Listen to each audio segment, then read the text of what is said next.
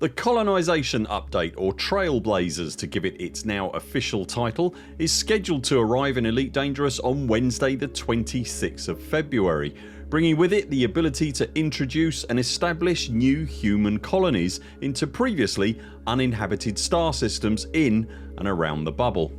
The introduction of a colonisation system into Elite Dangerous is a very significant and important milestone in the life of the game as it continues to expand and grow. Whilst players have, broadly speaking, always been able to affect the ebb and flow of political factions in the game, causing those factions to expand into areas, prior to the introduction of the Trailblazer update there was always a requirement for the system to have a previously established human presence, together with its associated starport and surface settlement infrastructure. The creation of new territory for humankind to move into was always entirely driven by Frontier themselves. With Trailblazers, for the first time that power will extend into the hands of the players themselves. In case you're relatively new to the game, there's an important bit of context that isn't readily explained by the game. Any inhabited system in the game will have installations and starports etc that are owned by factions. When almost any actions are taken by the player in one of those systems, it can affect the influence that any of those factions exert on the system. Generally speaking, negative actions have a negative effect and positive actions affect the influence positively. In very general terms, sometimes influence levels between factions will clash, and this is when wars or elections etc spring up. The positive influence of a faction can also reach such a level that it causes the faction to spread into neighbouring star systems. Similarly, a big enough fall in influence can cause a faction to retreat from a star system that they previously inhabited. This system is collectively known as the Background Simulation, or BGS, and for many players, especially those in squadrons, manipulation and expansion of their chosen faction can form the bulk of their Elite Dangerous gameplay. Up until March 2023, player groups were able to apply to Frontier Developments to have their named minor faction inserted into the game. These are called Player Minor Factions, or PMFs. In March 2023, FDev announced that applications for new PMFs were being closed and that it was investigating quote, how upcoming systems will allow every player and player group to have a meaningful impact on the galaxy's landscape, end quote. It now appears that the result of that investigation is the Trailblazers update. Whether player minor factions will return to the game in one form or another is unknown at this point, but with the expansion of the bubble there will certainly be a lot more room for them to move around in if they do.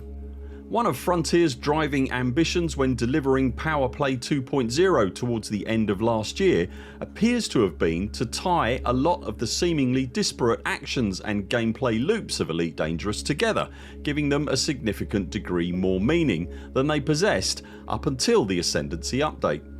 With the arrival of colonisation to the game and the likely need to provide commodities in bulk to build orbital starports and surface settlements, we're hopeful here that it means not only trade and hauling take on a permanent significance beyond the generation of cash and BGS influence by the way, but also that perhaps mining will similarly be given more meaning as the rush for raw materials suddenly and permanently increases. In the same vein, it seems likely that exploration will also take on new meaning, certainly for any individual looking for a suitable colonisation target at the very least. Whilst the initial deployment of Trailblazers will expand the bubble and only the bubble, Frontier have hinted that other areas could see expansion efforts of their own sometime in the future. Perhaps the most obvious target for this future phase would be the Colonia region. Whilst the Colonia bubble, over 25,000 light years from Sol, does have its own version of bubble life, it's much more sparsely populated and has rarely seen anything like a community goal, for example. A colonisation push in that area would give the commanders that choose to occupy that zone permanently a sudden and very different mix of priorities should they choose to participate in it. Somewhere like Colonia would also give exploration and mining in any expansion effort even more meaning than the bubble, so rich is it in unexplored systems. There are, however, other outposts of humanity whose further expansion could be explored as part of the future update to Trailblazers. The Coalsack Nebula, the Pleiades and the Witchhead sector all have outposts that colonisation could spring from, and those zones are also frequented by the Thargoids, which could potentially introduce some further wrinkles into the mix, as it seems unlikely that they would sit idly by while we casually hoover up systems that they themselves have already laid claim to. Of these potential Thargoid zones, the Witchhead sector is perhaps the most intriguing. It is, after all, just a stone's throw, in galactic terms, from the heavily permit locked zones around Barnard's Loop, which, it is widely believed, is the home turf of the Greeny Meanies. Should colonisation become an option from Witchhead space, it doesn't take a genius to work out what direction it will head in first. And then there are also anomalies on the galaxy map like the Consortium. The Consortium are a criminal faction that was added to the game back in 2022. They're so significant that they have their own entry in the Commander's Codex that spells out their lore and backstory, and yet they exist in just one star system with another altogether more legal faction, the Interstellar Mining Corps. Not only that, but more curiously, that star system is the snappily named NGC 6188 Sector LC-VC2-28. If you've never heard of that star system, don't beat yourself up too much. It's around 4,500 light years from the bubble, with nothing else around it except nebula gases and stars. To the best of our knowledge, nothing has ever happened there, and Frontier have never said why it's there. It was just suddenly added. We made a video all about the Consortium when they first arrived in the game that you can find linked on screen now. With Trailblazers and everything that comes with it, there are, as you would expect, some possible opportunities for ARX purchases. We've speculated before about the possibility of a large SCO stabilised hauling vessel that could well find a place in what we think Trailblazers has in store for us.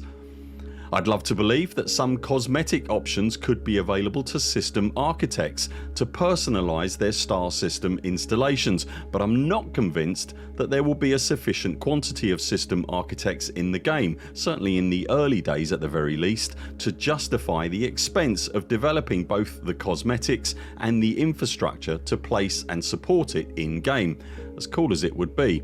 After all, everyone has a spaceship, not everyone will likely bother building out a star system. I'd dearly love to be wrong in that regard, however. Ultimately, what Trailblazers will deliver is likely to be time. The player base is going to be very busy for the foreseeable future, expanding first the bubble and then wherever FDev unlock next. And while we're distracted digging into that, it would be nice to think that perhaps Frontier have some time on their hands to get digging into the next big expansion in the background. Are you planning on becoming a system architect? Do you think mining will see new importance when Trailblazers arrives? How do you think the Thargoids would react to colonisation efforts near their space? Let us know in the comments below. If you've enjoyed this video, be sure to like and subscribe so that YouTube shows you all our content, and if you'd like to support our work here at the Buur Pit, you can also join our Patreon. Links to that and everything we've talked about in this video you'll find linked below. That's it for now. Thanks very much for watching. We very much look forward to seeing you next time.